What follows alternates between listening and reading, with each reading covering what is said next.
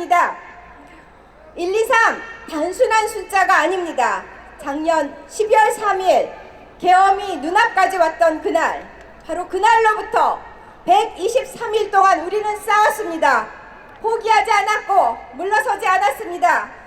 그 123일의 투쟁처럼 이제 1번 이재명의 3표 더, 여러분들도 한번 따라해 보실까요? 손동작도 같이 하시죠. 여러분, 1번 이재명의 3표 더. 3표 더. 여러분 한 분 한 분의 투표가 역사를 바꿉니다. 자, 마지막으로 다시 한번 외쳐보겠습니다. 1번 이재명의 3표 더. 3표 더. 네, 이번에는 이재명 후보가 그려내는 내일과 우리의 시대를 관통하는 정신을 날카로운 통찰로 펼쳐주실 분을 모시겠습니다.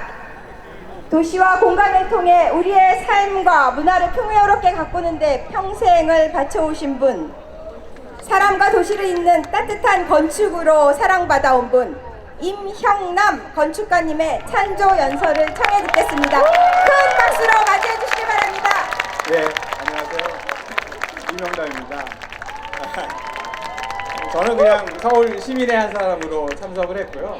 저는 원래 이제 뭐 정치 색이 있는 것도 아니고 정치에 관심이 있는 사람도 아닌데, 저 같은 사람이 이제 여기 이렇게 나오는 건 되게 이상한 상황인 것 같아요. 그러니까 나올 수밖에 없는 상황이 된 게, 그러니까 정상은 아닌 것 같은 생각이 드는데, 아니 그러니까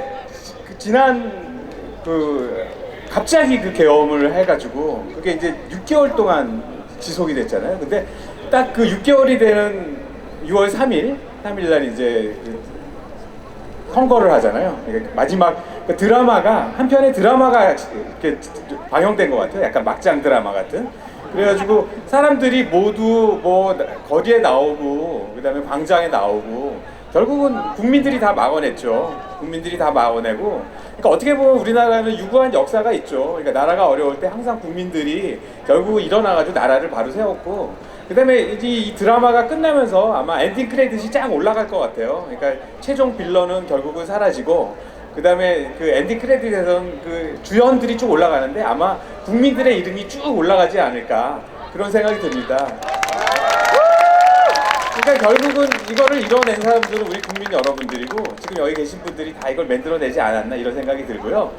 저는 서울에서 태어나서 지금 서울에서 65년째 지금 살고 있어요. 그러니까 보기보다 많이 먹었죠. 근데 제가 그러니까 어떻게 보면은 그 모든 대통령을 다 겪어본 것 같아요.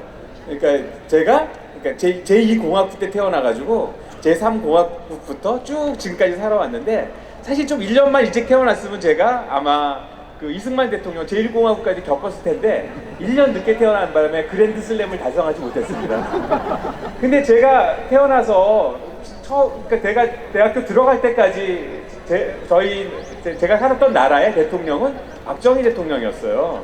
근데 그분이 뭐 여러 가지 공과 과가 있죠. 뭐 여러 가지 공과 과가 있는데 저 때는 되게 힘들었어요. 그러니까 이를테면은 갑자기 비상사태를 하고 계엄을 하고 뭐 여러 가지 그냥 갑자기 6시에 통금을 하고 북한이 침공한다고 그러고 되게 힘든 시절이었어요. 그래가지고 저한테는 그게 어떤 악몽같이 남아 있었거든요. 그러니까 그때 막 그 사람들을 길에서 막 가방을 뒤지고 막 잡아가고, 말 잘못하면 잡아가고 그러던 시대가 있었어요. 근데 물론 그때만 해도 우리나라가 아주 옛날이고, 그때는 우리나라가 좀 약간 후진국이었던 시절이죠. 지금 이제 시대가 많이 바뀌었어요.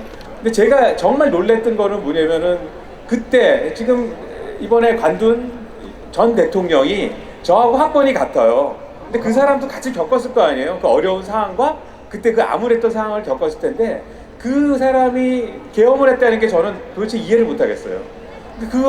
그게 얼마나 힘든 상황이고, 그게 얼마나 비정상적인 거를 같이 겪은 사람인데 그 사람은 그거에 향수가 있는 건지, 저는 굉장히 놀랬고, 이런 상황이 계속되면 안 되겠다, 이런 생각을 했습니다. 그래가지고 정치에 관심이 없는 제가 이런 데 와가지고 이렇게 얘기를 하게 된 상황이 아닌가 싶어요. 그러고 결국은 50이 가고 60이 가고, 그 다음에 쭉 그 군부 독재의 잔재들이 남아 있었죠. 그러고 나서 결국은 우리나라가 어떻게 됐습니까? IMF가 왔죠. IMF가 오고 그분들은 갔죠. 그분들이 가고 97년에 민주당이 정권을 잡았죠. 김대중 대통령이 올라가고. 그리고 김대중 대통령이 IMF를 극복하지 않았습니까? 잘 기억하시죠? 근데 저는 그거보다 더 놀랬던 게 뭐냐면은 대통령의 지도력도 되게 중요했지만 국민들이 이렇게 뭉칠 수가 있었다는 게 되게 중요했던 것 같아요. 사람들이 금을 모으고 그다음에 허리띠를 졸라매고 모두 도와주고 IMF를 우린 극복했어요. 세상이 놀랬죠. 그 이후에 우리나라가 지금 뭐 거의 선진국 반열에 올라간 것은 아마 그때 그 민주화된 역량과 사람들이 서로 한번 도와보고 한번 이겨본 경험이 아닐까 싶어요. 그게 지금의 우리의 광장에 사람들이 모이게 되고 나라가 어지러우면 사람들이 모이게 되는 그런 역량으로 발전하지 않았는가 싶어요.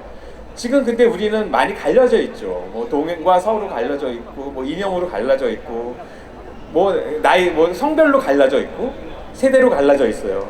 지금 가장 필요한 건 뭐냐면은 딴 게 아닙니다. 그러니까 모든 세대와 모든 지역과 남과 여를 통합할 수 있는 아마 그런 리더십이 필요한 것 같아요. 그런 리더십을 발휘할 수 있는 후보는 누굽니까? 예, 맞습니다. 감사합니다.